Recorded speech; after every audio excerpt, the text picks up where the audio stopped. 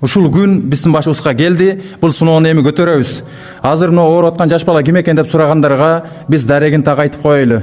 Бул бала Раматылык Расул деген давачы акебиз болгон убагында ушул биздин айылга, Аксыч өлкөмүнө ислам дининин келишине, дават иши, мээнети келишине өтө чоң салым кошкон киши болгон убагында Расул Таксыр деген Раматылык өтүп кеткен. Ошол кишинин кызынын баласы болуп атат бул. Бул жерде капардамла ошо Расул акенин бир тууган акеси, тетиги Тоял аке ушул ооруп аткан баланын бир тууган тай акеси. Аллах субханаллаху ва таала бардыгыбызга жеңилдик берсин. Бул улан акем ушул жерде иш алып барып аткан комиссиянын негизги мүчөлөрүнүн бири.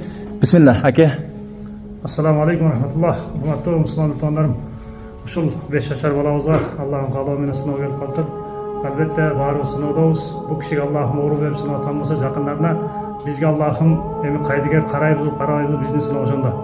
Урматтуу мусулман туугандарым, кандай эле Абу Бакыр Сыддык разыяллаху анху, Билал разыяллаху анхуну канча мал жаныбар кулдуктан азат кылган. Эми жалпы мусулман туугандар ушул 5 жашар балабызды Расул акебиз рахматуллахтын небересине ушуну оорудан айыгып сакайып кетишине берелегибиз, оруза битирибиз берели, берелегибиз, зекетибизди берели айтып барып жардам кылалы. Албетте Алла үчүн кыямат күнү ажрын көрөбүз иншалла.